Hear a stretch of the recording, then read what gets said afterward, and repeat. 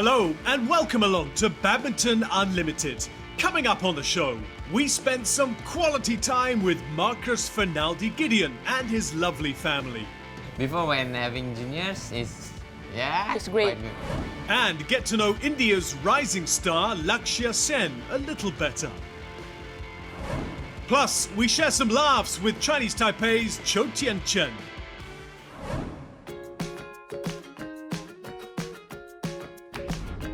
Hello, I'm Marcus, and this is my wife Agnes, and this is my son Junior, and my daughter is sleeping now. Hi, I'm Agnes. I'm Marcus's wife. Hopefully the last one. And I'm the only one. Aku pakai apa nih ya? I just arrived at the hospital. Yeah, when I wake up after the surgery, he told me I already named our child. And I said, what did you name it? And he said, look at it. It's my name. Oh my God. Saya Junior. Selamat datang di acara Junior. Yeah, it's kind of new because we are having our first child, and it's always very hard first time taking care of the baby. We have a nanny to help me to take care of the child. He usually wakes up a lot when the baby's crying, and because I still recovering from the surgery, he also helped me to change the diaper, take care of the baby. So it's quite helpful for me, but it's very exhaustful for him. Before, when having juniors, He's great. quite good. He's great.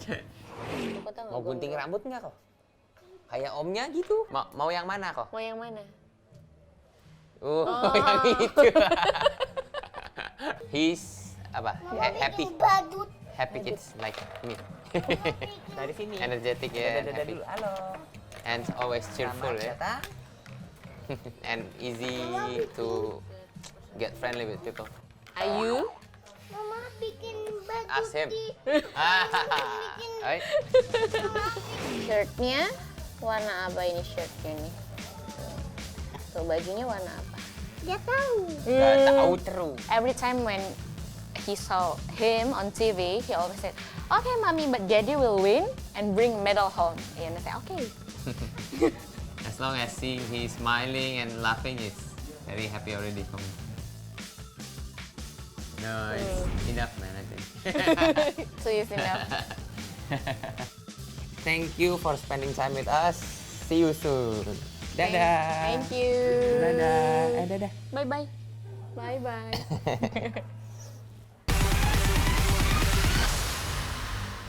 I am Lakshya Sen, and I'm a badminton player from India.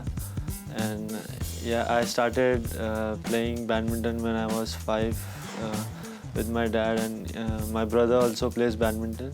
I was pretty young when I started playing, and the love for sport, playing, and the matches which happens throughout the year, the circuit, and it's quite intimidating to see players winning a tournament, and then that's how you fell in love with the sport. So I think it's always been my first love.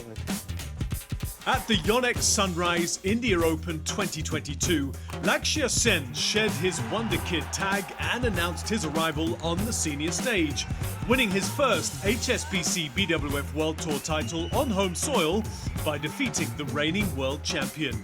We, at Badminton Unlimited, got to know the 20-year-old a little better. Yeah, I think in the beginning I used to play a lot of sport, not just badminton. In the mornings I would go running and training and play football or cricket in India, or even basketball for that matter.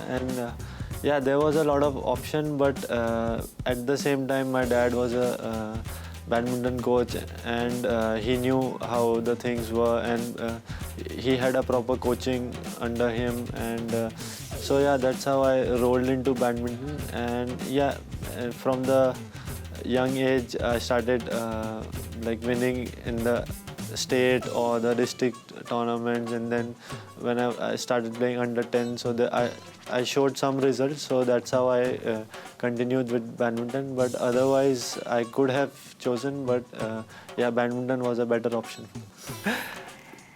Yeah, but that point of time I didn't follow that much of football. Manchester City, the support for Manchester City came a lot after I started watching. I was older, and then yeah, I love how they play. But yeah, in the beginning it was always badminton for me.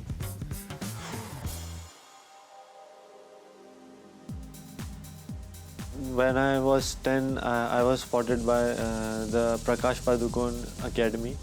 So yeah, I was always look up to him. Prakash sir, he was my coach, my mentor, and he still is. And so yeah, I would look up to him, how he used to play, and it was a pretty much a big gap for me to follow him like on the matches, but I still could watch few of his matches, and the way he tells you things, and he used to share his experiences with me, and yeah, it was like I always looked up to him. I think for that matter, Tawfiq Hidayat, when he used to play, I used to love his game, and yeah, for me, not Lee Chong-wei Linden, but it used to be Tawfiq Hidayat who I loved to watch. And yeah, but after he left, there was Linden, Lee Chong-wei. They both are great players, but I still like the way Tawfiq played and the movement around the court, and of course his backhand.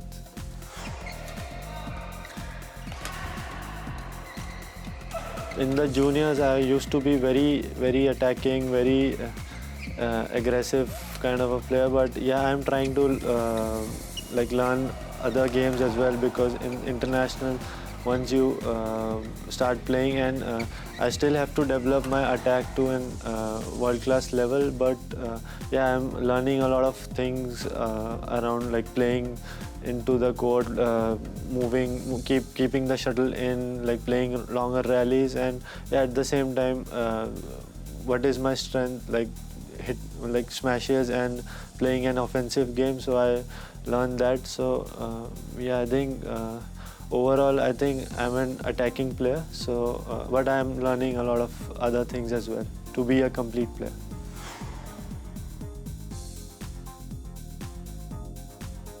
During the Asian Championship which I won, so I think in men's singles nobody had won it for like 53 years. So that was my achievement, which I admire, like when I was in juniors. Yeah, the Youth Olympic Games, it was a different feeling playing on the tournament and playing for India. So yeah, I think the semi-finals was very tough. It went to 3 games, and third game was I won in duels. So I was pretty happy with that. And at the same time, when I played the final, I wasn't that fit. I was a little bit fatigued from the last match, so I couldn't pull through the finals. But yeah, it was an overall good achievement for me, and it gave me a lot of confidence coming into the seniors. And yeah.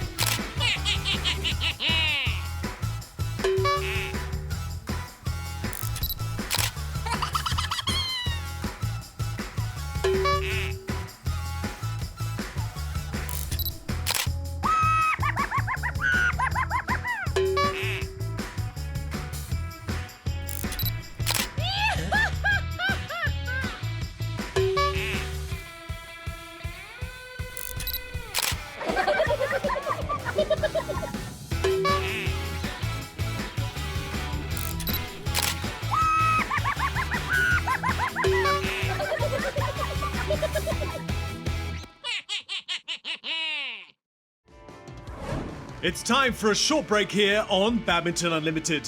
When we return, Gronya Somerville finds out about the inner workings of Team Germany. Plus, Zhang Xiwei and Huang Yaqiong recount their silver medal finish at Tokyo 2020. 在这种大赛上，我觉得在开局落后，其实对于选手的压力，我觉得还是会有一些的。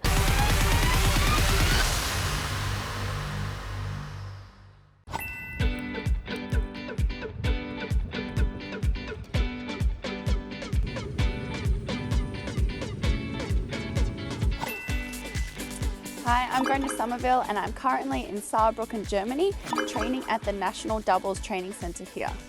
I'm in the middle of my 3-month European training and competition trip, and so far I've been having the best time, and this is my 3rd stop after visiting a few other countries.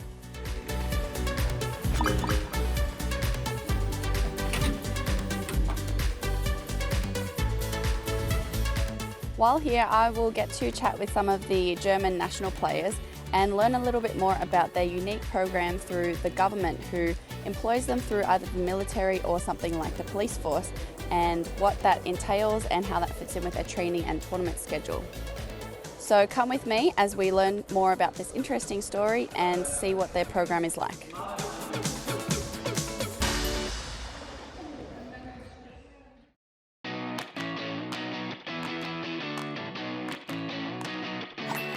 So how does it work with the German national team players, and I guess how they are employed by the government?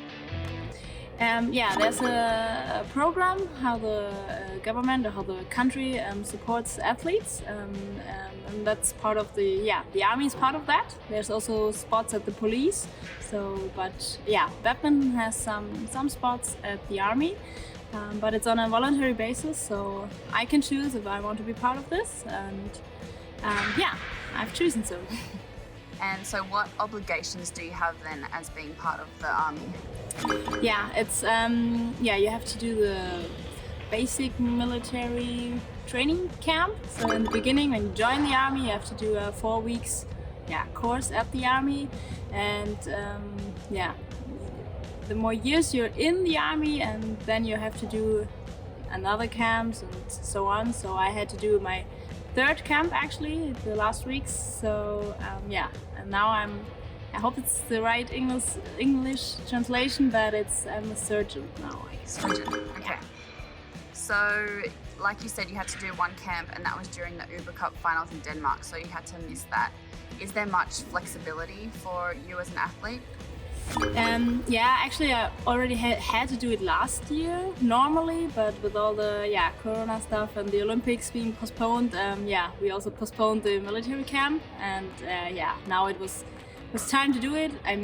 Could have put it in the April next year, but that won't fit better, so we thought let's do it now after the Olympics, and so then the next 3 years I don't have to do any further camps.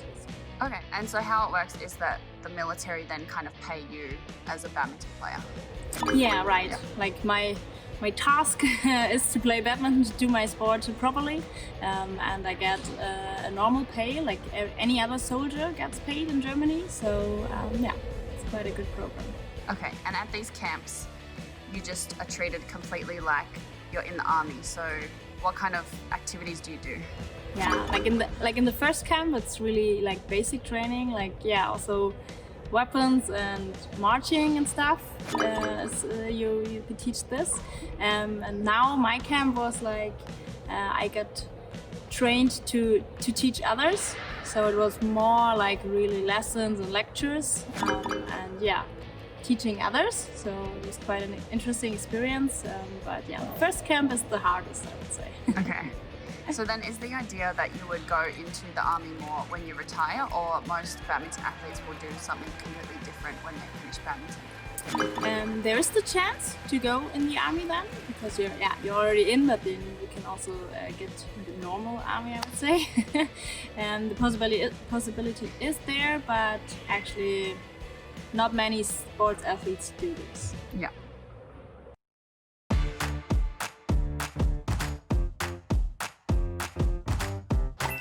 Have you heard that the military camp is hard physically? Yes. Also mentally, I think it's quite hard. Okay. And what made you join the army now? Because the financial support it's quite good for the military camp. So that's why I'm joining military camp. Yeah. And some of the other boys will be at this camp as well from Yes. badminton? Yes. Who are they? It will be Mark Lampsus, Marvin Zeider, Fabian Roth, and also Linda Effler. Okay, so you get to work together at all, or? It could be they will split up for the teams. Perhaps we are in the same team or with the other teams from the other sport. Let's see. It will be 4 weeks, this camp. So mostly you're excited or scared?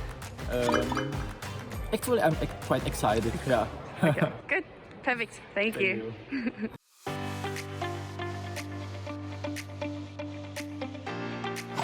So with some of the players having to go to military camps, what is it like as a coach having to deal with that? Well, it is challenging because they are gone for 4 weeks at a time, which is a long time having a break in badminton. So what we try to do is, if they are able to go there together with another badminton player, we try to do that. Then they're able to train a little bit when they have time. We give them programs to train by, and they do their strength training. But sometimes they are not able to go with another player, and then it becomes, almost like a holiday month with some conditioning attached. And how about if it's fitting it in between tournaments and that kind of thing, or if they have to skip tournaments? Yeah, they do have to skip tournaments usually. It is possible to, in a normal situation, it's possible to choose a month that fits, but as with Isabel, after the Olympics, it was not possible because she had to do it before the year was over, and because of Corona, it's been a lot of different things. So yeah, we try to put it so that it's the least amount of disruption. Disruption. Yeah. Yes, for the individual tournament planning and so on, but not always possible.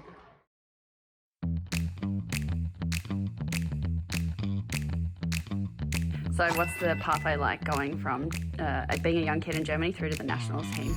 Usually you start training at a club, and then after some time, if they see you develop, then you get asked to join some kind of center that is nearby. We have 4 or 5 in Germany that have all the facilities you need to train multiple times a day, and also the school that works around it.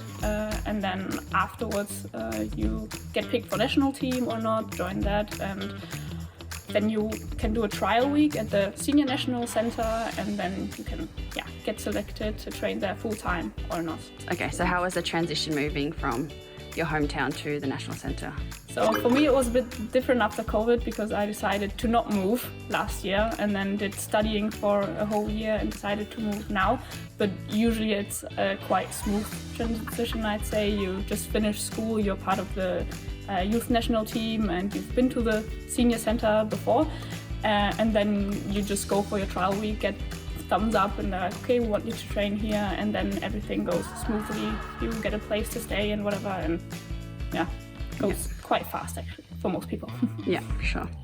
And so we've talked to some other players about what it's like to be part of the military through badminton. Have you considered this, or what is the thought process when you're still quite young in joining this or not?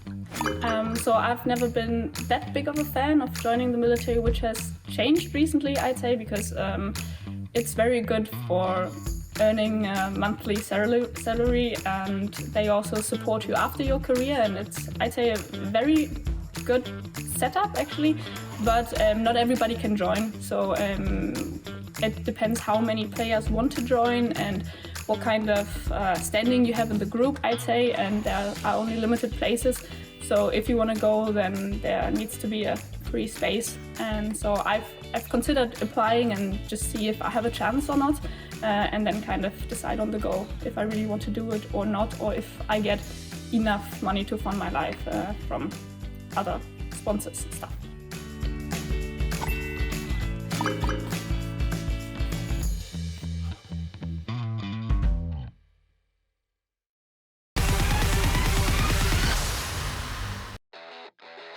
Since the start of their partnership in 2017, Zheng Xiwei and Huang Yachong have dominated the mixed doubles scene,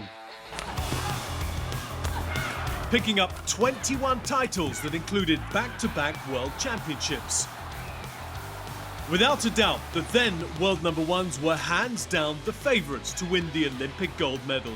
Badminton Unlimited sat down with the Chinese duo to relive these significant moments of their Tokyo 2020 journey.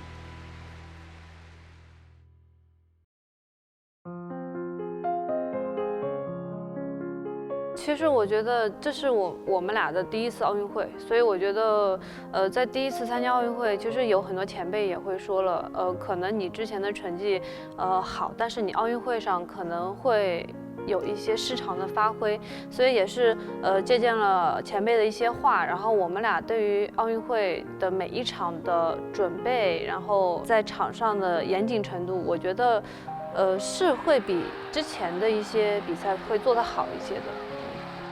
因为我们小组赛的第2场对手是对那个荷兰的那一队皮克他们，因为我们之前在全英的时候是输给他们的，所以这一场比赛对于我们来说是非常大的挑战。我们需要重新去研究对手，然后去战胜他们，我们才有资格去争夺小组出线。因为我觉得也是老对手了，然后其实我们彼此也是非常的熟悉，因为他们在奥运会之前也是参加了一些比赛，然后所以我们也是通过有录像的研究，然后去做了一些针对性的一些战术。那可能我们在奥运会之前都没有出来比赛，可能大家对于我们的奥运会的一些状态啊，或者是一些改变可能是未知的，对，所以我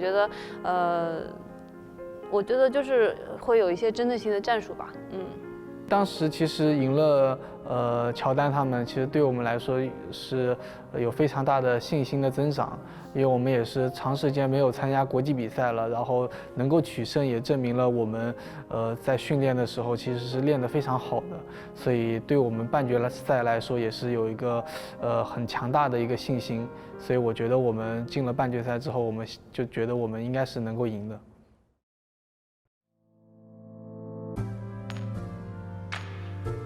我觉得主要还是开局的问题吧。我觉得开局会有一些落后，然后因为在这种大赛上，我觉得在开局落后，其实对于选手的压力，我觉得还是会有一些的。